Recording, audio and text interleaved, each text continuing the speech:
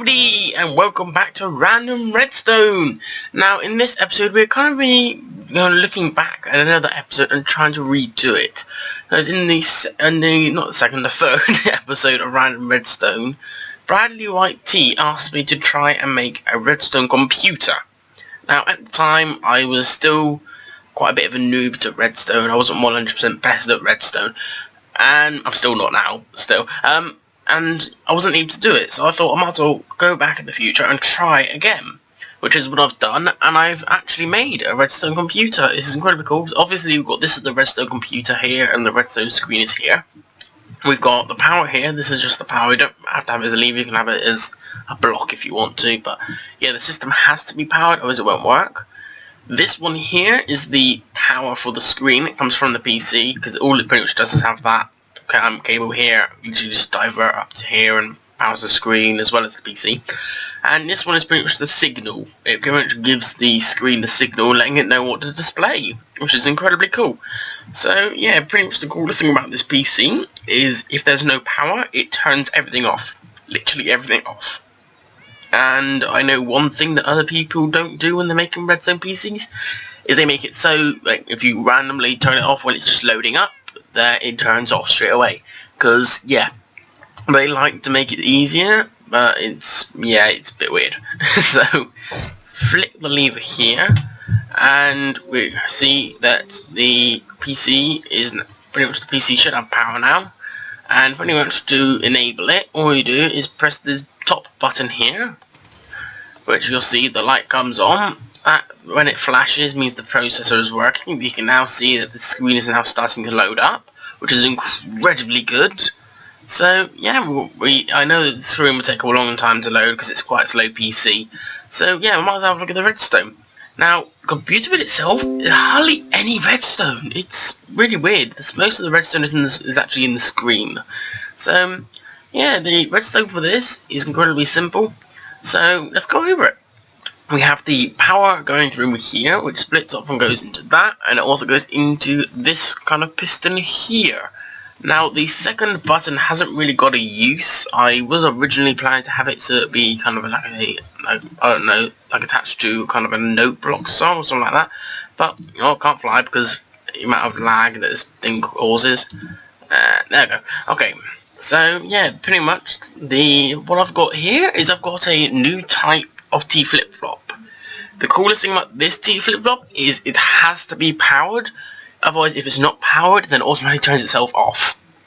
So if we go here, we can see that it's processing. Actually, I won't turn it off because then otherwise it will interfere with the processing speed. But yeah, pretty much the coolest thing is if you turn it off, then what happens is it registers that you've turned it off and it automatically drags this block back, causing all of this stuff to turn off, which is incredibly cool because it actually turns everything off for you if you turn off the power, which is incredibly good because you can actually tell pretty much just by the power if things on or off. So yeah, pretty much how this thing works is there is a piston here going all the way up here with some iron blocks with the whatever block of your choice really you want. I've just got iron because the rest of it is made of iron. It goes along here, and that pretty much is attached to the power, stopping pretty much anybody from trying to power the thing if the power is off.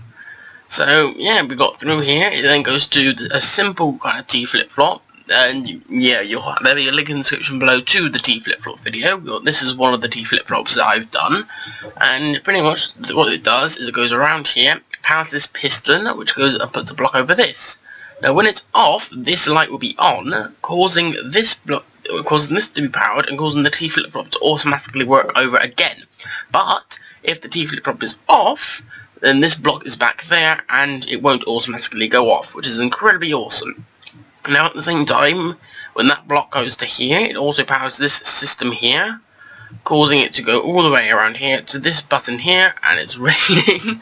It always seems to rain whenever I'm recording. It's a bit weird time, I think it knows.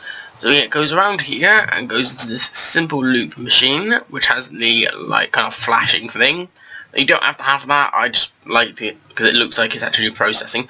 And it goes around here and then it splits off to the two systems. Now it has this one go here, which is straight for the power, which go, if I can jump up, jump up. Right, maybe if I skydive. Skydive! No, it won't let me jump. Come on. Fly! I want to fly! Let me fly! There we go. So yeah, it goes to the power system there. And there's the first bit of the D flip-flop there, which pretty much shortens the circuit to pretty much a little blip, is here. And this activates as pretty much as the circuit's kind of chooser and lets the screen know what it's meant to do. So yeah, what goes along here, we've got the two cables here, power and then pretty much the selector. The power for the screen then comes in there and goes to all the necessary systems, such as goes straight to that one down there and it powers that system, or it goes straight up here and powers this system. So yeah, pretty much up here is our timer. It's make sure that the PC doesn't load up too fast, too slow, or anything like that. And as soon as it's finished, it instantly switches them over and turns this system off, this system on, and makes it so you have the home screen. Now, I have no idea how much longer it's going to take for it to load up the home screen. All I do know is once it's at the home screen, it pretty much is a lot less laggy. For the reason being is there is this kind of extended version of a looped machine, pretty much is like the exact other one, except for there's another repeater and the blocks there with the redstone dust on. So yeah, this time machine is incredibly awesome. It pretty much looks and works like a PC, but it is not interactive. So I hope Bradley White this kind of is better than what I did before with the redstone screen, because I don't want to literally just go and actually just do here's a screen and not try it again with the PC. I like to make sure that people get what they ask. So yeah, this is hopefully it's going to finish loading soon. It's got a very low loading speed, but to be honest, you've got to pretty much expect that for redstone. So yeah, once it's loaded though, I'll show you what. There we go, it loaded. So that's the home screen pretty much at the moment.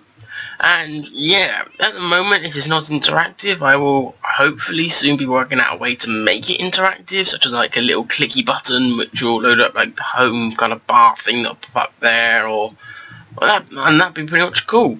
Now you can see this now, as it's straight there, instead of trying to press the button to turn it off, I'm gonna be a rebel and just literally click there to turn the entire system power off. And as you can see, it does turn everything off, which is incredibly cool. Pretty much everything can be kept inside these boxes. The only time you need to have wiring being shown is for these cables going between the computer and the screen. But apart from that, the entire thing is in these boxes, which is incredibly cool. So I hope, Bradley White, this has answered your question even better than it did before.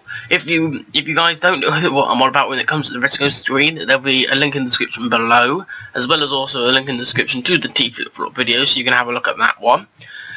So yeah, until next time, bye!